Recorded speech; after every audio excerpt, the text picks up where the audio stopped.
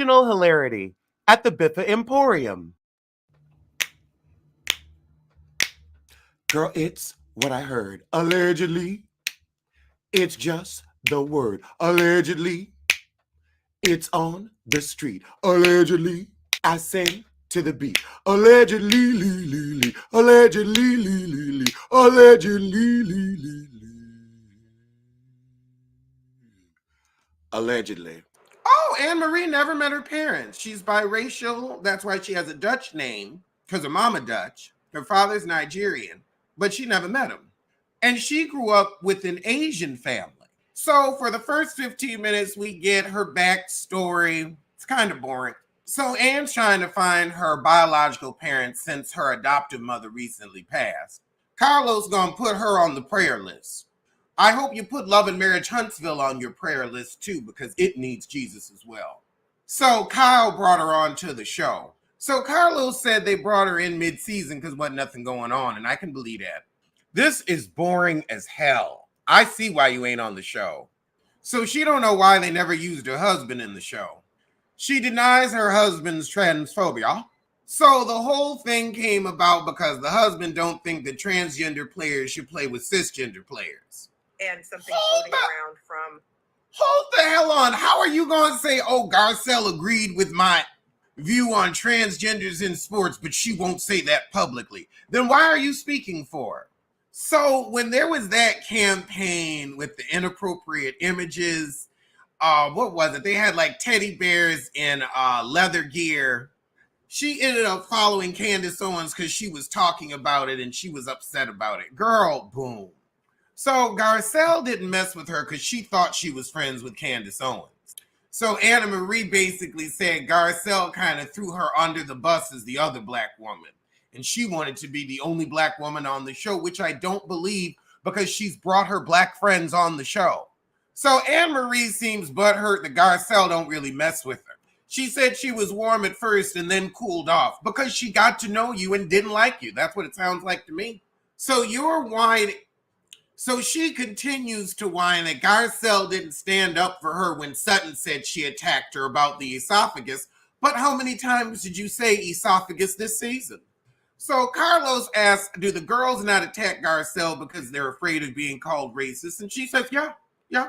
So she said Garcelle can roll her eyes and snicker and snort and talk under her breath when Dorit's talking, but if Dorit did it, it'd be an issue. No. I think the point of this show is to be shady. He said we ain't getting nothing. Carlos says we're not getting anything genuine from Crystal, and that's a fact. He said we don't care about your brother and his ex-girlfriend, and Lord, tell it. So he thinks Crystal called the girls uneducated. So Crystal lost all her friends because she told them not to do Housewives and then went behind their back and did it. So her and Crystal were the closest and the most boring. So her fight with AnneMarie was her getting her drama for the year so she could get asked back. She needs to be asked. They need to put a foot in that back. So she thought she was getting the second season. She thought like Lit thought he fart, but he shit. This interview proves why she's not on the show anymore. She's a snorer. She says she's not a right winger or a rump supporter.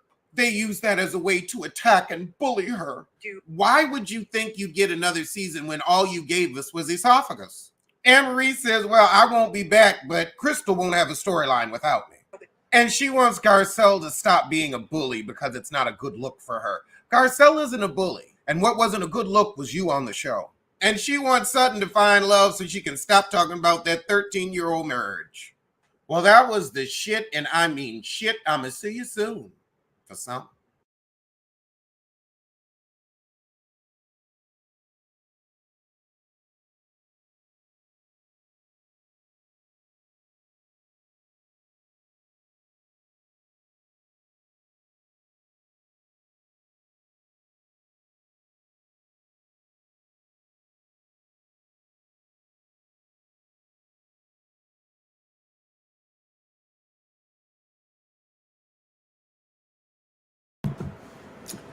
And mute. Okay, now we're off mute. Sorry about that. I was listening to Amanda Seales' response to her article about the griot. Am I still on mute? I should be okay now. Let me get off my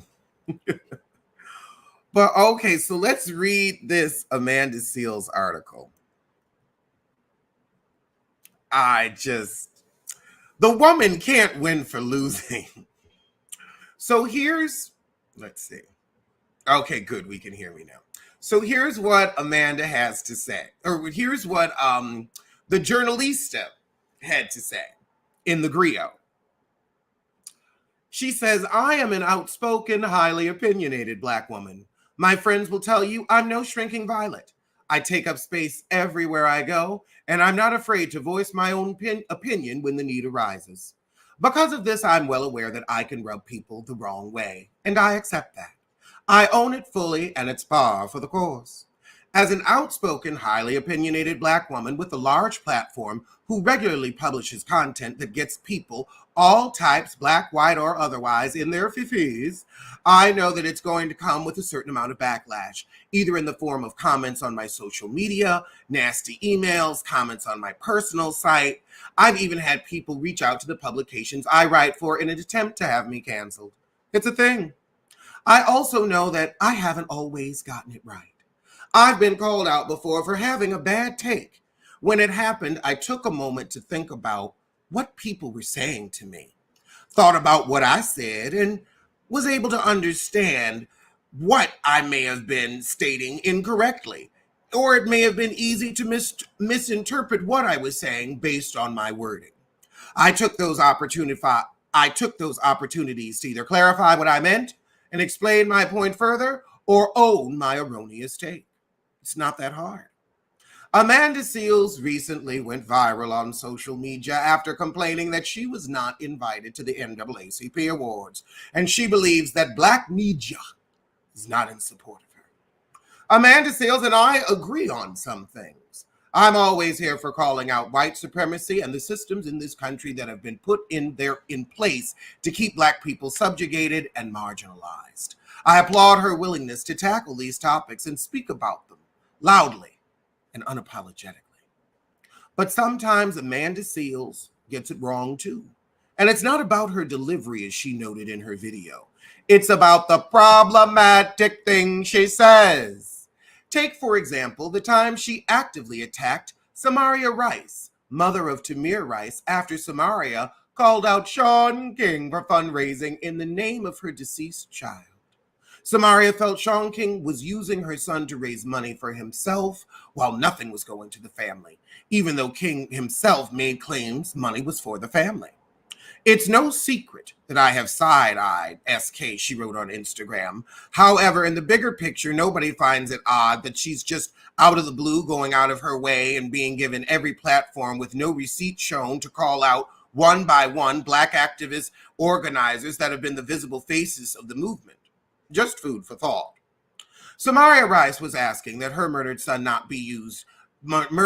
name not be used for profit by those who didn't care about him or his family. And Amanda Seales managed to find fault in that. So much so that she inserted herself into a conversation that had absolutely nothing to do with her. Calling out Samaria Rice implied that she had an agenda against movement activists is nasty work, and Amanda was rightfully called out for it. Then there was the time in 2017 when she got on Twitter to say, if you're buying Jordans and Nike suits but you don't have a passport, you're losing.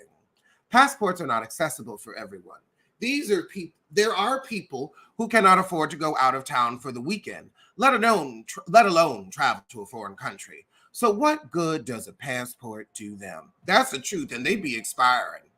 Why do we denigrate people who don't have the same amount of money or privilege that we do?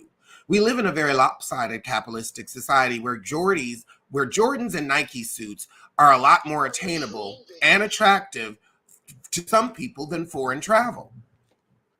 Calling people losers because they don't have the same amount of privilege as you is misguided at best and disgusting when you really think about it. When called on to explain herself, she doubled down on her comments. I made a comment that I still stand behind, which is that if you can afford multiple That's why there was an S in Jordans. We must assume when we say Jordans, you're not referring to one pair, and Nike suits plural, so that's multiples, she told Essence magazine. A full Nike suit is like $350. The pants are like $200, sometimes even $500. Jordans, a $2 to $250 minimum. If you can afford multiples of these things, and you do not have a passport, you're losing. Somehow that statement turned into Amanda Seales is a classist petty bourgeoisie who is passport shaming the impoverished Black community. Notice how she victimized herself in her explanation, but she was still loud and wrong, as I explained above. Laying out what the prices are for those things doesn't change the fact that they are a lot more accessible to some than worldwide travel. But let's press on. In that same Twitter thread, Seales asserted, if you're buying Jordans and Nike suits, but you don't have a credit card, you're losing. If you're buying Jordans and Nike suits, but you don't know your credit score, you're losing. I've already written a column about how this credit score system is a rigged game. That is an undeniable fact. The entire credit scoring system is shrouded in enough mystery to make it completely confusing for the average person, and it was not created for Black people to benefit. I would personally argue it was created to shut Black people out, but that's a discussion for another day. For this conversation, let's acknowledge that knowing your credit score and buying Jordans and Nike suits are not even equivalent in the grand scheme of things. There are people who never use credit for various reasons, and I would argue they're actually smart to live that way. The point is here, this is another instance of Amanda Seales being loud and wrong. I won't even get into the rumors that her castmates from Insecure don't like her because I cannot state that as a fact. But I will say it doesn't escape notice that while the vast majority of them still hang out together from time to time, we never see Amanda Seales with them. I'm sure there's a reason for that. Imagine if you worked with a group of people for the better part of 6 years and when the job ended, they all pay you dust. That is Amanda Seales. Critiquing Amanda Seales for her bad takes and tendency to be loud and wrong isn't hating on her, and it's not tearing down another Black woman either. As Black people, we must be able to offer valid critiques of each other without it being viewed as hating. If we cannot hold our own accountable, we look like hypocrites trying to hold anyone else accountable.